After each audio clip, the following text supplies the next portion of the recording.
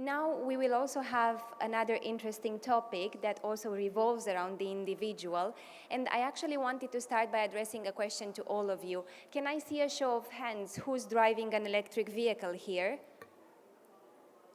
Quite a few, but still I think that we would need more. So as you might have well guessed, our next panel is going to address electric vehicles, infrastructure and regulations across MENA.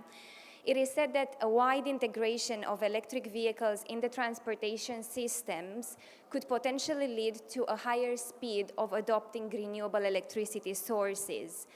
Within the UAE, under the Smart Dubai initiative, there were over 200 electric vehicle charging stations installed, as well as by 2030, it is estimated that 25% of the transportation is going to be smart and driverless. Across the border, I think that we've all heard the news that the Public Investment Fund in Saudi Arabia acquired 5% of Tesla, so probably we all wonder what's the direction that we are heading into. Let's hear more about this, as well as challenges and best opportunities, over a discussion led by Rida Sabuni, the Managing Director in the MENA region for the Clean Energy Consultancy Energetics. Rida has been for over a decade leading the development of a variety of clean energy technologies, programs, and best practices. And prior to coming to the region, he was providing strategic consulting support to the U.S. Department of Energy, U.S. national laboratories, and government clients. Please join us on the stage, Rida, and let's give him a big round. Alongside him, let me also invite our panelists, Samer Alawi, the CEO of FutureLink and Green Parking, Stéphane Gobert, Senior Strategy Manager at NG Mescat, Steve Severance, leading the Program Management and Marketing for Masdar City, and lastly, Mark Carson, Director of Customer Experience and Quality for Reno MENA. Thank you very much, and over to you, Rida.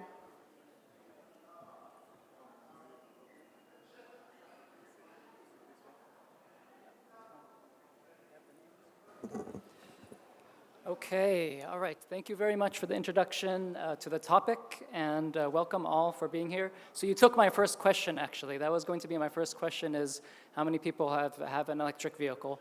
I wanted to ask a couple of follow-up questions as well to that. So who has driven an electric vehicle? Okay, so some test drivers, okay. Who is thinking of purchasing an electric vehicle as your next purchase, your next car purchase? Okay, that's actually pretty impressive.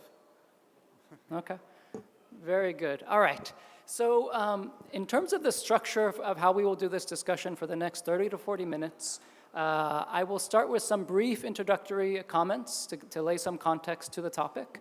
I'll ask each of our esteemed panelists, we have a really nice set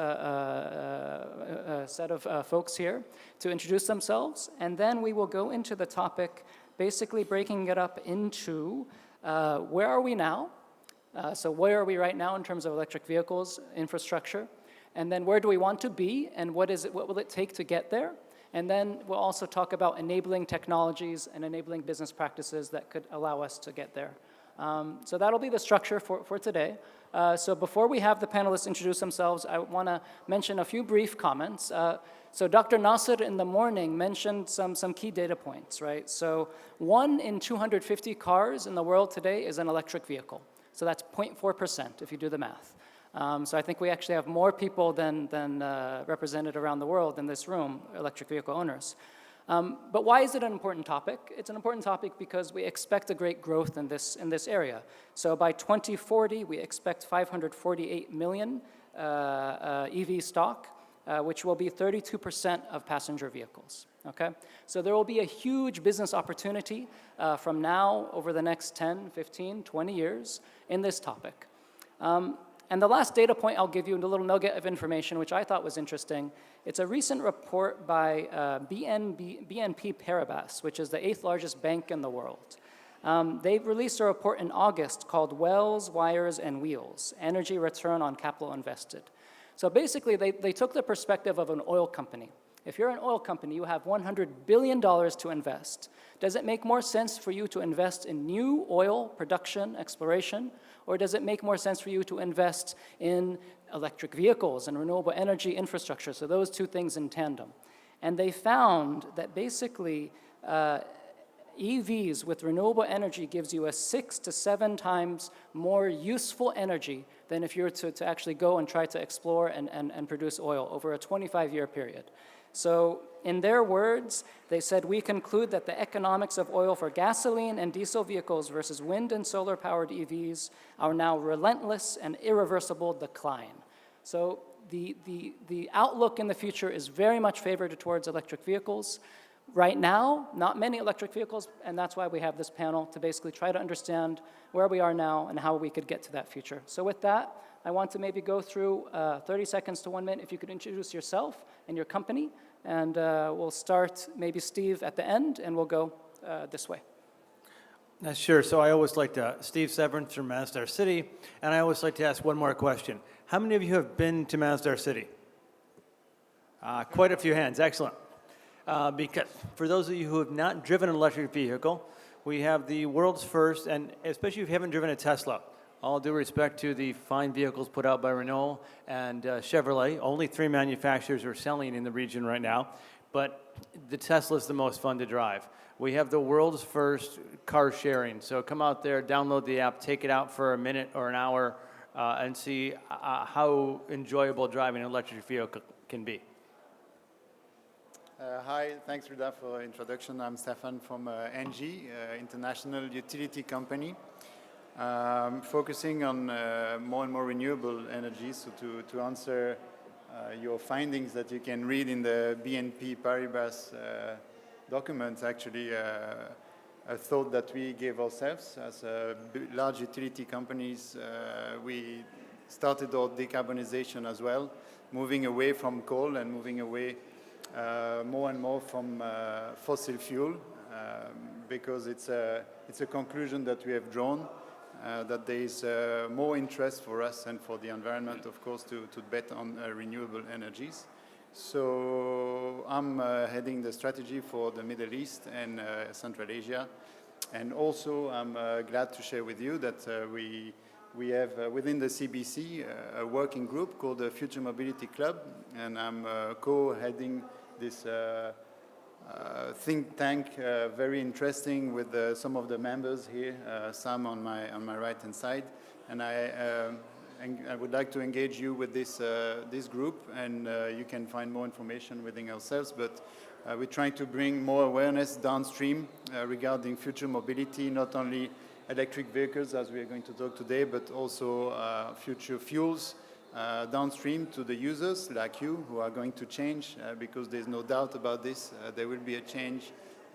If you're thinking about buying a car, it's probably the last time you're going to buy an internal combustion engine car, but also trying to build bridge with the governments, bring awareness, share experience on what has been done in other cities, and see how we can create new markets and new interests towards the environment. Thank you. Sam. My name is Sam Alawi. I'm the managing partner of Green Parking. Next year we are happy to celebrate our 25th birthday locally, which will coincide with Dubai 2020. So when we started nearly 25 years ago, we were a parking company, parking equipment supply company. A couple of years later, we had to change our business model to become a one-stop shop and mainly a parking operations company. And throughout these 24 years, the name Green Parking says it. It's our trademark and means that any system or service we provide must have an environmental benefit compared to competing systems. So this is what we stand for, and this is why we entered the EV infrastructure business, the charger business, around 8 years ago in Dubai, because we wanted to have our car parks equipped with a facility to charge electric vehicles at a time where nobody was thinking about electric vehicles in the region, because we are, of course, a petrol state company. But We knew that at some stage it will come, and when His Highness Sheikh Mohammed took the initiative to make Dubai and the UAE leading in green economy, DEWA was then ready to issue the first tenders for electric vehicle networks, and at that time we were then ready with our team to work together with DEWA to provide the first electric vehicle charging networks in the UAE. And by now we have basically two lines of business. The first one is selling chargers and software for the EV network, and the second one is building an EV network ourselves, which we started with 2 years ago. We can say that excluding the Tesla chargers, we have around 80% market share in the UAE and Oman by now. Excellent. Thank you. Mark. Hi, I'm Mark Carson. I'm the Customer Experience and Quality Director for Renault Middle East. We obviously were the first manufacturer to bring electric cars in the region, which starts back in 2012 when we first entered with the Twizy. For those of you that know outside of the Middle East, the Zoe is probably, which is our small electric car, is the market leader in Europe for sales, and we've developed a range of vehicles, not just the LCV as well. Renault is not just about electric cars. We're looking about, obviously, renewables, recyclables. It's more about the ecosystem. So we're looking at what we can also do with the vehicle for you in Europe to take electricity from the vehicle to power your residence. So electric infrastructure is a lot more than just the vehicle. And as you will see over the coming probably 5 years, the automotive industry is going through a big revolution at the moment with connected cars and various other different things. So we see even with the customer experience and the customer purchase will change. And we talked earlier about, you said how many people are thinking. We're probably looking at people will more lease, more tech companies will be coming involved in leasing. So we see a big change, but it will be driven by electrification, for sure. Okay. So let's start with just the current status. So where are we now? If Samir, maybe you could start us out. You have this 80% market share. How are we, maybe talk in terms of Dubai, talk in terms of UAE, and if you could expand it out to Oman, even across the region, whatever knowledge, and I want to encourage the panelists to jump in as needed. Let's give everyone a lay of the land across the MENA region as much as we can. Hello? Yeah. First of all, I'm happy to say that the UAE has by now achieved one of the best ratios in the world between the number of chargers being installed and the number of cars. So that by itself is, one of the 3 best companies in the world in this kind of ratio. So we have around, I would say, 600 chargers now in Dubai. But the problem is that this number of chargers available is unevenly distributed. So we have more than 80% of the network available in Dubai, mainly driven by DEWA, and the other 20% are in the neighboring Emirates. So as we are a very small group, I just want to give you a small story that happened to me two weeks ago. So first of all, I'm very glad and proud that my son, he is 15 years old, is joining this panel discussion, because everything we're doing here is actually not going to affect us very much, it's actually for the future generations. Yeah? And 2 weeks ago, I wanted to spend a weekend with him in a hotel, in a 5-star hotel in Abu Dhabi. So we took our i3, which is a standard electric vehicle car, has a range of around 200 kilometers, and we said, let's drive over to Abu Dhabi to play some tennis and spend a weekend there. So we drove to this 5-star hotel, nearly had 30 kilometers left on the battery when we arrived, and then found out that this 5-star hotel doesn't have electric vehicle charger. Okay. it was good that we took our home charger with us, which, charges 5 kilometers per hour. So there was a socket in the parking, we could use that. And then, unfortunately, this 5-star hotel, which is as big as a city, did not have a tennis court. So then we said, okay, playing tennis without a tennis court is not good. Let's drive to another hotel. And that other hotel on the same island that had a tennis court was 30 kilometers away. So we jumped in the car, we drove to that hotel, we asked, where is your charger? Again, that hotel had no charger. So we said, doesn't matter, allow us to go to the parking, we will take the home charger, and then we will plug it for a couple of hours, and then we're able to return. So the valley parking allowed us in. And then when we reached down, we wanted to charge, we had 5 security guards encircling on us and say, what are you doing here? We said, well, we want to charge the car. Oh no, if you do this, the whole electricity of the hotel will collapse. We said, no, it's just charging a buggy, which you have here. So they had to call the head of engineering. I had to download the specification of the charger, the specification of the car. Took us an hour before he made an exception so we could charge the car and just drive back after a couple of hours. This is a small example which happens every day. If you want to drive to Abu Dhabi, the reason for that is that the hotels are afraid to purchase chargers because there is no official approval yet for the installation of these kind of chargers in Abu Dhabi. It will come shortly, but it gives you an indication of where we are standing with respect to the network at the moment. Even within a country like the UAE with different emirates. So neighboring countries look even completely different. So there's either no legislation ready or there is no need for investment, there's not enough electric vehicles, etc. So this should describe where we are standing at the moment quite. So Mark, from your perspective as a manufacturer, so Dubai seems to be leading the way across the region. So what is your perspective on where we are and what has Dubai done right to kind of be at the leader position from the Renault perspective?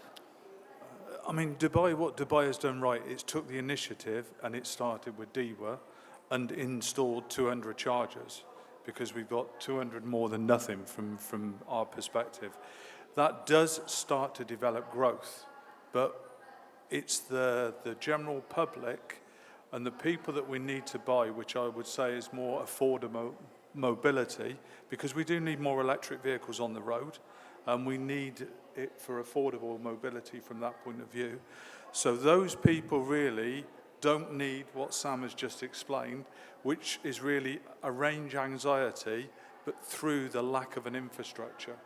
So you need an infrastructure in place to give the confidence for people to go out and buy. Because, I mean, I've driven an electric car here for 6 years now, and I've never run out of battery. Maybe once or twice I've been very close, but I've never run out of battery. I've found a way, because you do change the way you drive the vehicle, etc. But as the infrastructure has grown, life has become easier. I mean, if I go back 3-4 years, there was no charges in the Mall of Emirates. So now you can plan around it. So it makes owning an electric vehicle a lot more easier, but we still need to do more with infrastructure, because the more infrastructure we have, the more confidence that we have. And as Sam has said, is that you would expect the major hotels all to have a charging facility, because it's not just the small affordable, it's the Tesla, etc. So it's generating more of that confidence, I think, that we need to grow more electric vehicles. It's a bit like chicken and egg at this point in time. Right. So Steve, you're over in Abu Dhabi. What's your perspective in Abu Dhabi and anything else you want to add on this topic of where we are right now? What I'd say is that in Mazda, we started in 2009 with the first electric vehicles and first electric charging stations in the country. And in 2009, the vehicle that we brought out wasn't ready for the Middle East. One of the things we haven't talked about is climate and what happens to batteries in this heat. We've come a long way since then. And I think there's still a perception, though, the electric vehicle is not an enjoyable driving experience, and the consumer still has, outside of Tesla, which has changed the perception. But other than that, I think there's still a general perception that it's not an enjoyable driving experience. It won't go far enough. But I think that one of the things that we need to talk about, yes, there are 200 chargers. I would love to buy an electric vehicle. Absolutely love to. If I could. But I don't want to charge at the mall. I don't want to charge at the gas station. I want to charge at my apartment. I want to drive down in there and have a couple of electric parking chargers. But right now, there's no incentive for, if I have to pay for it myself and hook it up to my own meter and get NOCs from everyone and their brother, this is just more than triple the price of the car charger. The building owner doesn't want to put it in because only DEWA can sell power. So everything you've done for green parking, you have not done it on an investment basis. You've done it for DEWA. So Masdar's invested in London, but on a risk-sharing basis, where we're actually putting in the chargers and selling power in a way that we put in renewable energy and sell renewable energy. We need and then there is the car pricing. And this is we'll hit Mark a little bit for this. I won't pick on Mark. I'm going to pick on a competitor, because I'm an American. I can lease a Chevy Bolt for $500 US in America. That includes a bit of a federal tax credit, but it's $500 a month. That is 1,900 dirhams. What can you lease for 1,900 dirhams here? It's not nearly as nice as the Chevy Bolt, but if I want to lease a Chevy Bolt here, it's over 4,000 dirhams a month. That's over $1,100 a month for a car. That's not affordable for most people. But 1,900 is affordable for most people. So we need to look at the regulations. And I will also say that would love to standardize between Abu Dhabi and Dubai. When we needed 20 chargers at Masdar. So we put them in. And we worked with your company. But despite the fact that you have 80% of the DEWA market, you weren't cleared yet for ADDC. We couldn't understand it, and you couldn't understand it, but it's taken that long, and there is, unfortunately, too many things in Abu Dhabi and Dubai. There's not a path toward unification. And when you're driving gasoline cars, internal combustion engines, that really doesn't matter. But for the electric vehicle and the infrastructure, we need a lot more working together across the 7 Emirates to put that infrastructure in. Yeah, sure, Sam. Yeah, if I may answer everything that you said, which was incredibly interesting. Well, the first thing I have to say, well, we have 3 different product lines. One is what I explained before, is selling chargers and software, mainly to DEWA and other power entities. Yeah. The other one is we have invested to create our own EV network from Abu Dhabi to Oman. So these are all our chargers, paid by us, invested by us, and they are free of charge to anybody who wants to use them. And they will continue to be free of charge to anybody who wants to use them, because in this case of the network, our cooperation partners are the hotels. And they want to have these kind of people driving these cars to come to their facility, so we are cooperating with them. And the third product line that we have, which is actually the most successful product line we have at the moment, is the example you mentioned for the towers. Or for the communities. So we have a lot of contracts with communities at the moment that need to install 1 or 2 or 3 chargers for the couple of cars that they have, but they don't want to incur the overheads, the costs of managing a charging that costs 9 dirhams. And through our app that we have developed for the network, we have now a solution for them. We take over the hassle of charging the car, taking the payment through the app and the credit card and paying it back to the operator, and organizing who is allowed to charge for how many hours and during what time of the day. So these are the business models that derive out of experience, and that is what we see is going to happen in the next couple of years, although there is not going to be a lot of cars because the manufacturers are not willing to sell in this region. This is the biggest problem that we have at the moment. They all want to sell in Europe, and they want to trade the carbon emissions because they get a lot of rewards for selling the cars in Europe now. And so we're not going to have a lot of cars, but for those cars that are there, every building, at least in Dubai, that's going to be built in future must have these facilities. So we are going to have an overkill of chargers the next couple of years. Maybe we will have more chargers than cars, the way I see it going. So I want Mark to respond to this, but I first want to give, if I could give Stefan a chance to get into the conversation. So Stefan, from your perspective, from NG's perspective, where are we now, and what is your vision? Where do you think we could be going towards in the UAE and across the region? Well, many big questions just got raised in a few minutes. These are typically questions we try to convey when we gather together the Future Mobility Club. I hear awareness, I hear lack of B2B investments. However, from our perspective, we are a little bit like the DIWA back in France, so we are a large utility provider in Europe and also in this part of the world. And we want to take part, obviously, to the green mobility. We are very interested in that. We are committed to electric mobility in other parts of the world. And I can see from my perspective, we are joining a little bit the previous panel on energy efficiency, where you cannot sell electricity because it's DIWA, so one of your topics that you were saying, so why would you invest in this? And that's a problem we are facing, because in some other place, in Europe, for instance, we are managing complete network of charging station, including installation, operation, maintenance, retail of electricity from our own power stations that are renewables.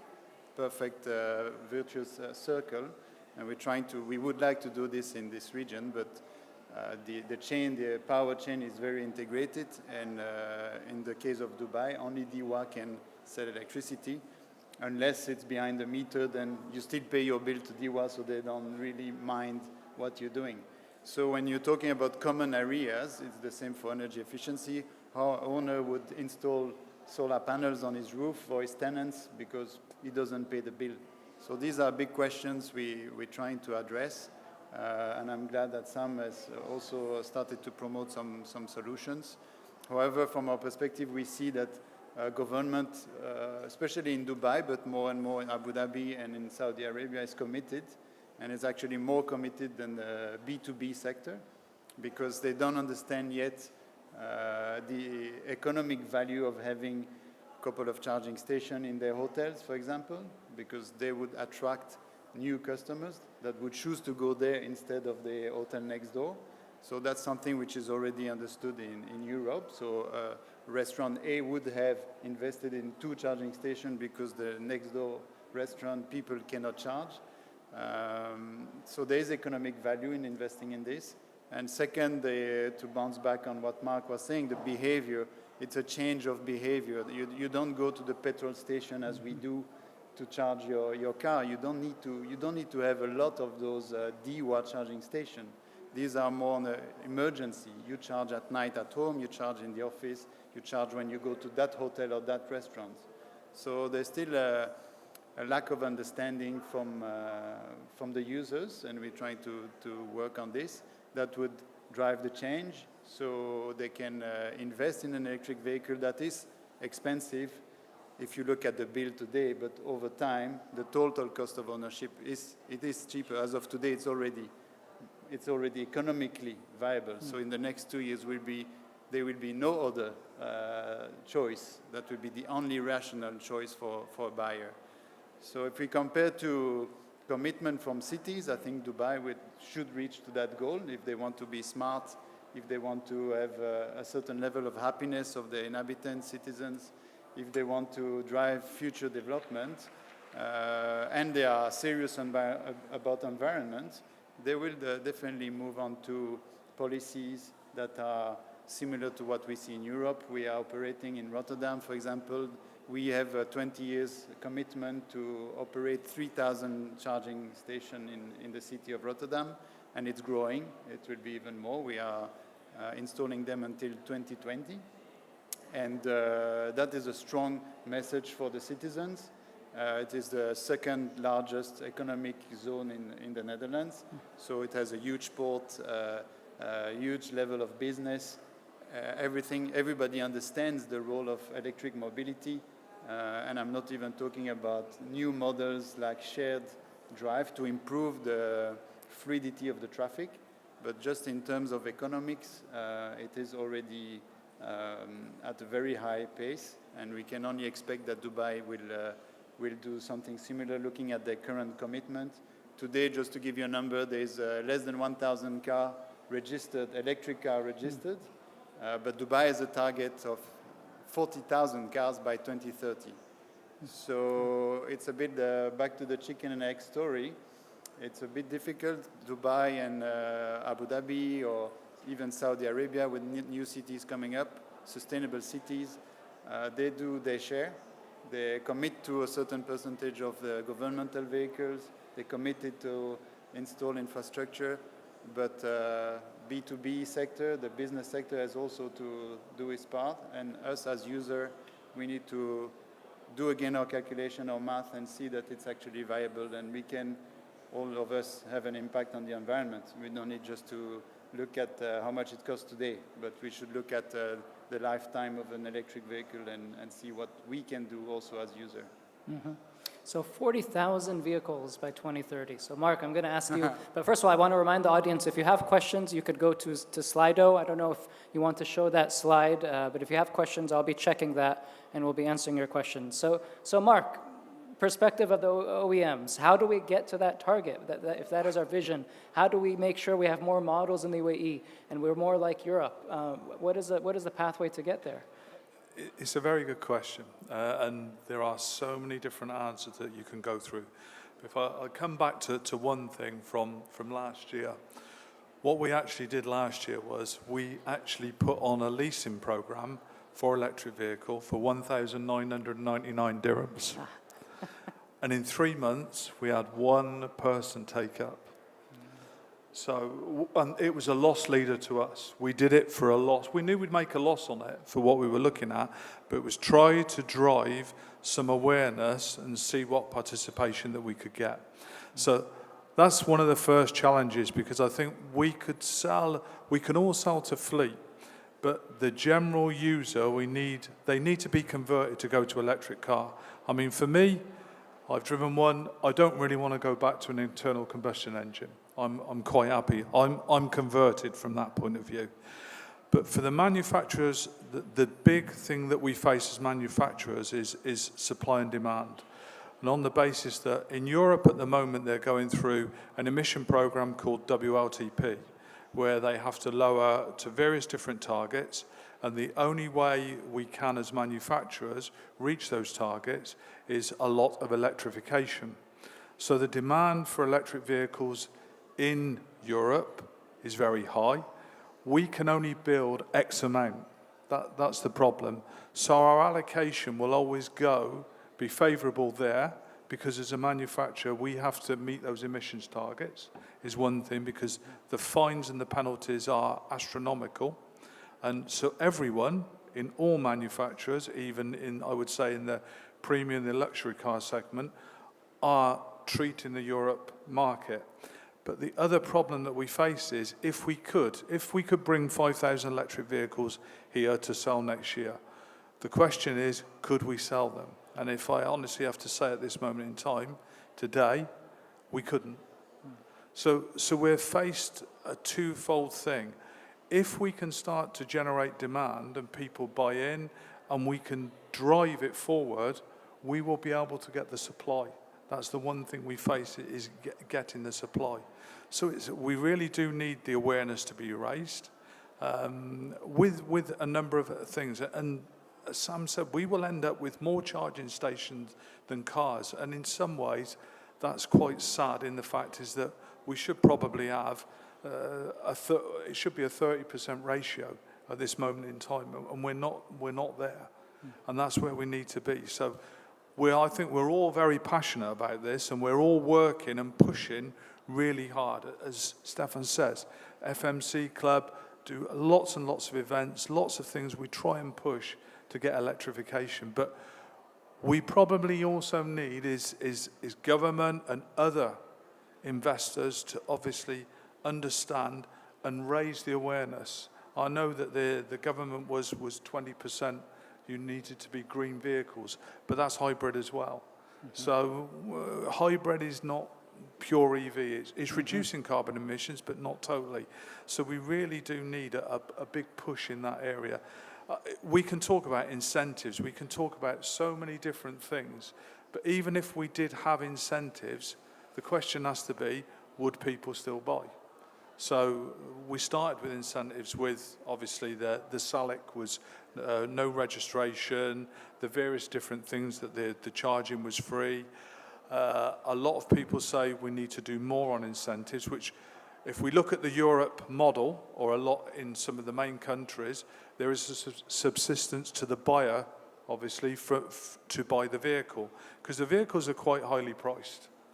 We have to acknowledge that because of the cost of the battery, but as the technology improves, the cost is coming down. But then when you look at Europe, you rent the battery. So there's so many different things to explore and possibly put into place which will make it more attractive. But to be attractive, we have to convince the consumer that electric vehicle is the right thing to drive. So I think that's the one thing. Once you're convinced, you'll buy into it. And I think our generation are the ones that need convincing.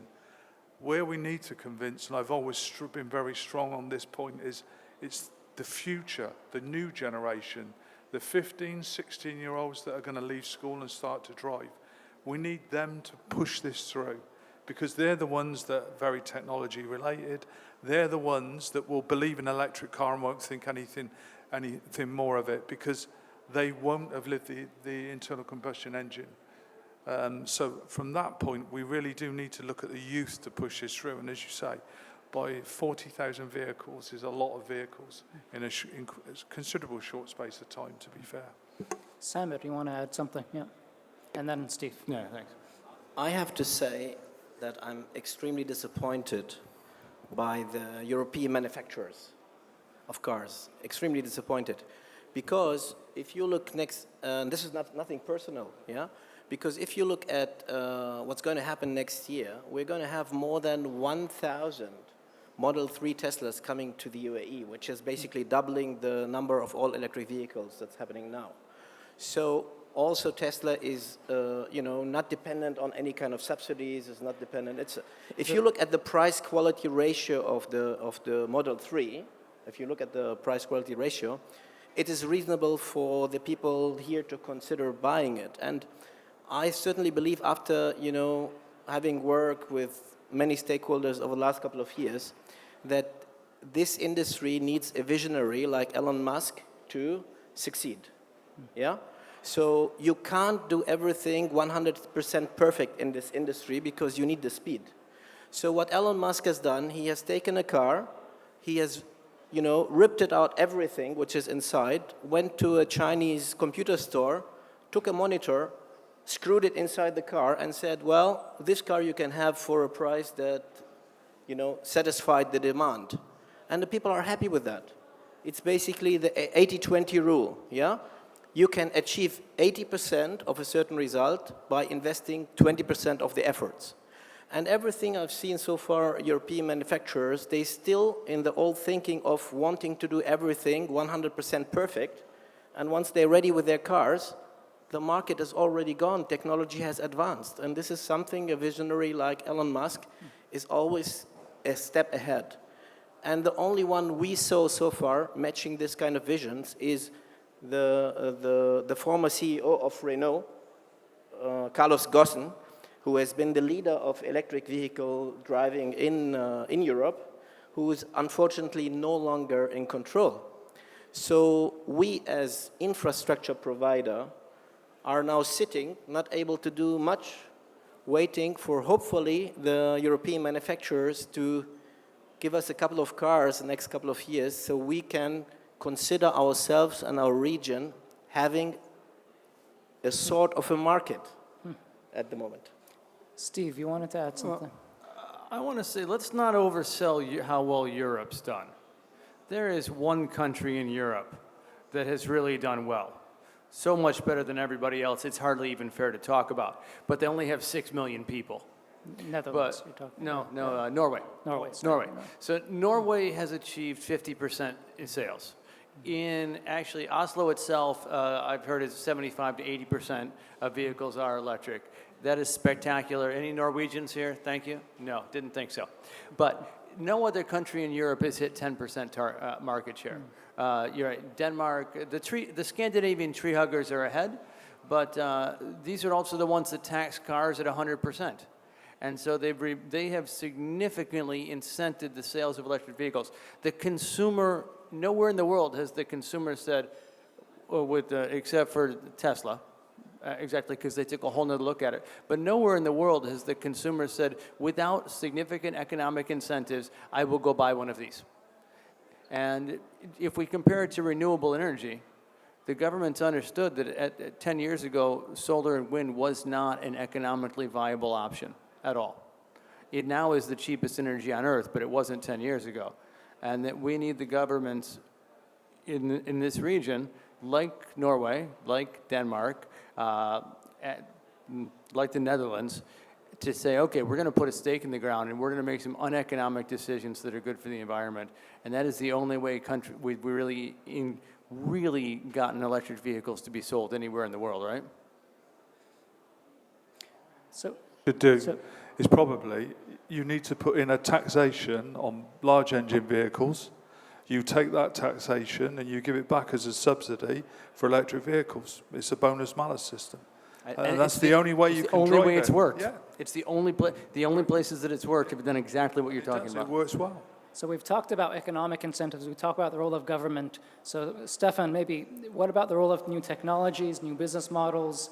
What do you think is going to take us to the next level? Well, again, big questions that we are raising here. Yeah, taxations in the oil region is difficult. So just to answer Stephen, but we know that at the world scale level, probably the last one standing in terms of cost of oil will be this part of the world. And I think that even if we reach a bit like the report you were mentioning, if we are in the 10 to 20 US dollars a barrel, there will be a shift towards electric mobility and also towards renewable energy. This is a bet that we have taken at NG. We are into decarbonization. We believe a lot in electric mobility. We started with our own fleet, but as we talked about, I think we have to start with the 20% that is highly polluting. So if you talk about policies, we still see here and there those big buses, with that black smoke on the highway. These buses have been amortized for 30 years and they're still on the road. The same with the construction trucks. So we have to work on this, the public transport. So these are new business models, electric buses that we at NG we have invested in those in Latin America where the models are viable. We hope it would come here, but we could imagine that in the near future, greenification of your own fleet, whether you are public with your buses or a construction company with your staff transport. This is what we have done. We are doing this in some of our European countries, but also Latin America. And if we can also club this with renewable energy and then close the loop, and we can see that over 25 years' time, with the length of the life length of those batteries, very little moving parts in those vehicles, you can keep them for 10 years. Again, Elon Musk, our best friend, is almost guaranteeing lifetime for his new car, so unlimited mileage. That's how strong he believes that this vehicle can last in time. So once you add all these changes in technologies and renewable energies, but also less use of that huge, that fossil fuel is available today, so it's very tempting, of course, to continue tap into this. But for this region, it's already the case. Moving towards renewable energy makes more sense for this kind of region, for the oil-based countries, so they can retail their oil other countries that are more in need and that are willing to pay for it. So if they start to cut subsidies more and more on fuel, on diesel, gasoline, as we have seen, Sam, we've been here quite long enough to see one tank has doubled over the last 10 years. So economically, disregard the fact and the price of the price tag of the electric vehicle. It will become the norm. And we can add on this what we see, shared mobility. We truly believe that the future of mobility is also through shared. We were talking new generation. In my office, I have a lot of new young people, newcomers from across the world. Most of them don't have a driving license. They're using transport, and in the city we are well equipped to move towards this. So I think we have a lot of topics around these big questions, but we truly believe in that. So it's a great discussion. Unfortunately, we are running short on time. We had one Slido question, which I'll address very quickly, which is if EVs are charged by coal or gas-based plants, then how will it fall under the green and clean category? I think if it's a coal plant, it is going to be dirty, yes, but the thing is, if we're going towards a renewable future, we will have a completely renewable system with electric vehicles utilizing renewable energy. So I think that's my answer. Do we have time for any more question? No, we do not. Okay. Unfortunately, we One question. All right.